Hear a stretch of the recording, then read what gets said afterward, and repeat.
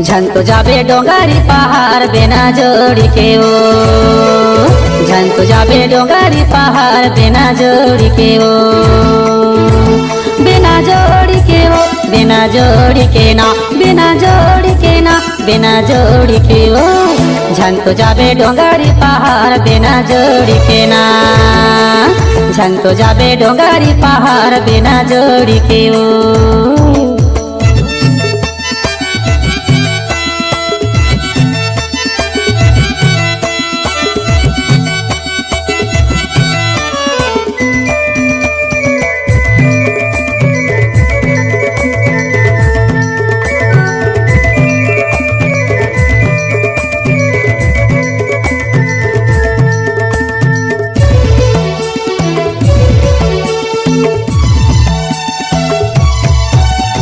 गायला बाग ढोके बकेरीला चीता, फूल बिना भौरा तरसे मीठा रस के नीता। गायला बाग ढोके बकेरीला चीता, फूल बिना भौरा तरसे मीठा रस के नीता। छैल किलाने छैला होशियार बिना जोड़ी के ना, छैल किलाने छैला होशियार बिना जोड़ी के ओ।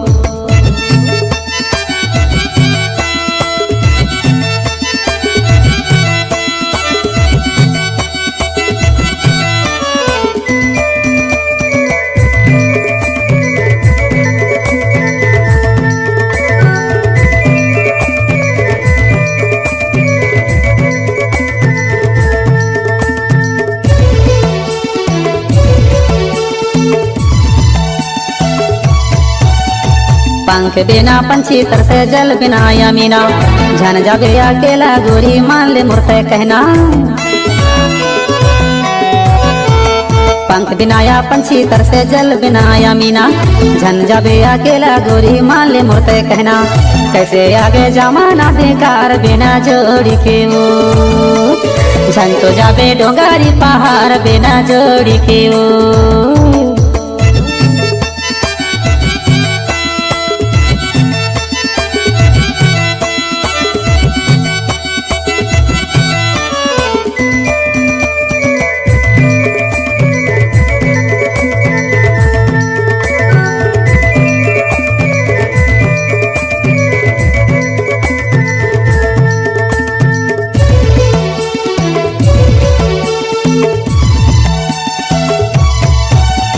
बेगेड़े माँ कोई नहीं है बने माँ व्यवहार, जोड़ी के बिना तोला सुना संसार।